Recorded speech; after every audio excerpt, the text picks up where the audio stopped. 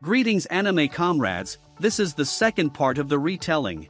If you haven't seen the first one, you can watch it by clicking on the tooltip in the upper right corner or the links in the description, and we'll continue. Bringing a young baroness named Lainey to the summer palace created an awkward situation. The princess didn't know what to do, but Yuffie was the first to make a move on Lainey. She said that she herself did not know what to do, to forgive her or to continue to be angry. Since this situation was not due to malice, but to a congenital illness, she cannot be angry with her. Moreover, she herself was in this situation because of this illness. Then they went to Tilty's house to solve Lainey's problem. Tilty told them that she had a forbidden book by a woman who studied magic. The book tells that she dedicated her life to unlocking the mystery of magic, but as it turns out, one life is not enough to get closer to the desired one. Then the woman implanted a magical stone in herself and became a monster known as a vampire. She fed on blood and turned other people into vampires by imposing her will on them, all in order to achieve her goal. And Lainey is her descendant, with a magical stone sleeping inside her. Knowing the cause of her affliction, it won't be a problem to solve her enchantment problem. She just needs to learn how to control her power. After a day of training, the sleeping stone awakened, and Lainey's true self revealed itself. Her eyes turned red and her fangs appeared, but now she could control her power. Yuffie observes the princess and Tilty chatting excitedly. Tilty notices this and decides to take Yuffie to the Bibli as an excuse. When she arrives, she asks why she was looking like that. Does she get jealous? Yuffie says no, but Tilty continues, why is she around the princess? Isn't it to clear her name? So after defeating the dragon it became much more real than it was originally. And now she doesn't have to be with the princess. The princess is not of this world, she sees things differently and is a heretic. And that is why one day the whole state may fall upon her. Is she willing to continue to follow the princess and put everything on the line if anything happens? Tilty asks her to think about it. The next day Lainey developed a craving for blood. A maid helped satisfy her hunger. As they discussed Lainey's changes, the maid brought a letter from the Ministry of Magic. The letter asked the princess to give a lecture, but that was just a pretext. In fact, they wanted to know why she needed the materials from the dragon, and if possible to take them away. It was also impossible to refuse, otherwise rumors would spread, which would not only hurt the princess, but also her entourage. Yuffie volunteered to help the princess with the lecture. The princess presented her invention, a witch's broom. But no one took the heretic seriously. But when Yuffie came out and began to talk about this invention from the magician's point of view, people were more willing to listen. However, the broom is not easy to use, so they presented a new project for which they needed materials from the dragon. In fact, the project was specifically designed not to give away materials. The lecture was a success, all that remains is to wait for the event to pass, and then she can go home. The princess is approached by an aristocrat, who says that it was his initiative to call her. Suddenly the siren from the summer palace went off. Anisfia realized that a stranger had entered the palace. She wants to go there immediately, but she is held back by an aristocrat. He began to play to the audience and shout that the princess had finally lost her mind. It became clear that he does not want to let her go on purpose. The princess became enraged and began to emit the aura of a dragon. The aristocrat attacked with a magical attack, but Euphilia came and repulsed it. It was urgent to retreat as the guards ran at them. Tilty covered the retreat, delaying the guards and the nobles. When they arrive at the site, they see a crippled Lainey and a maid. The prince attacked them and ripped the magic stone from Lainey to implant it into himself. Yuffie took care of the wounded and the princess headed for the prince. She asks what he has done all this for. The prince replies that it was all to take the throne by force. The princess asks the logical question, why, if he is already heir to the throne?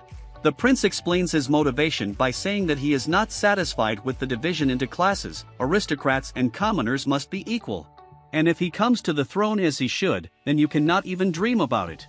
After all, the nobility will immediately stage a coup, for that is what happened to the previous king. And by becoming a monster like the princess he will now be able to do it.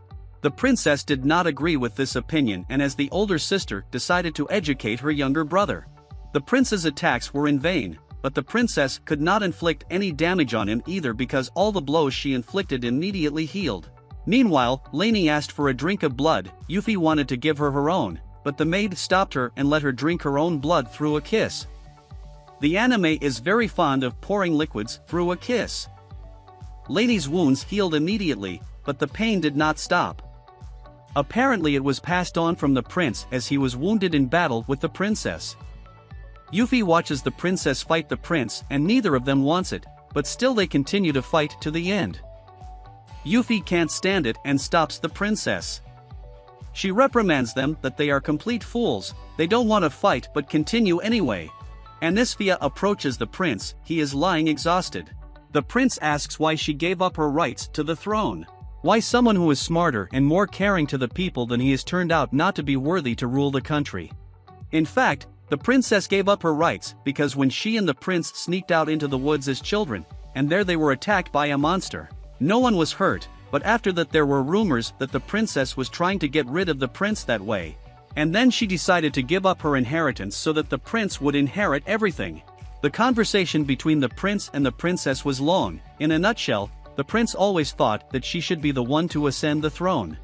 Then the prince stood before the king. He said that there was no excuse for his actions and that he would accept whatever the king decided. The king sent his son into exile for life on the outskirts of the country. And the prince's accomplices, those who devised the plan to use Lainey, were executed. The prince came out of the king's chambers to see the princess. He apologized to her and said goodbye to her. That was the end of the story with the prince. Since the prince was banished, the princess has her rights to the throne back. The carefree days are over, and now the princess must behave as a future queen. The next day, Yuffie and the princess went to the master for a sword that had been given away for repair. There she saw how much the people loved Anisphia. Isn't it wonderful when subjects adore the future queen? But the master did not agree with her. This puzzled Yuffie. The maid, seeing Yuffie's doubts, decided to show the room in which the princess practiced her magicology. The princess had removed everything from the room herself. She had given up her dreams and her happiness for the sake of her duty to the kingdom. Yuffie comes to her father to find out if Anisphia has to sit on the throne, if there is no other way. Her father tells her that before the current king ascended the throne, he had the same problem. After all, the king loved farming and didn't really want the throne. But in order to quell the rebellion among the nobles, he had to become king anyway. Although they had one more choice, before they could finish speaking, the spirits appeared. They appeared because of a girl named Lumia. She is a kind of mediator who helps to make a contract with the spirits. She tells us that if one makes a contract, one can bypass the rightful heir and even establish a new dynasty. But there are two sides to this coin. After the contract, a man becomes immortal. And everything he holds dear, feelings and memories, eventually disappear. And in time, that person will become a spirit himself. She knows this because she herself once made a treaty and founded the kingdom.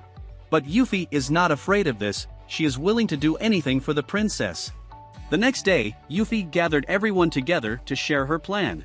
The king will adopt her and she will ascend to the throne in place of Anisphia, and by making a pact with the spirits she will pacify the nobility. In this way, Yuffie wants to give Anisphia her freedom. But the princess did not like it and runs away. Yuffie found the princess at Tilty's. After talking amongst themselves, it became clear that no one wanted to give in. The princess does not want to sacrifice Yuffie's life, and she in turn wants to free her from these shackles. So the princess proposes to settle everything in a duel. Once the duel began, no one wanted to give in. The princess felt that for Yuffie's sake she had to beat her. But so did Yuffie. After attacking each other with light attacks, they went to full force. But in the end the princess was defeated. Anisphia wakes up in Yuffie's lap. She says she needs only her and no one else. In the evening the princess came to Yuffie's bedroom. She admits that she remembers a past life from another world. And most likely she is not even Anisphia, but the one who replaced her. Yuffie cried and asked not to call herself an imposter, for she was the one who showed her how beautiful the world was. Then they kissed and then they had, well, you can guess what happened next. As they ascended the throne, they embarked on their magical revolution. They introduced flying machines that anyone could use. And they also introduced clothing that allowed them to fly without any extra apparatus. So the two girls began to unite the old traditions and progress, but the revolution has just begun and they still have everything ahead of them. That's the end of the anime. who watched it to the end, well done. Do not forget to give likes, comments, as well as if you are not subscribed, it's time to subscribe. And I'm not saying goodbye to you, see you soon.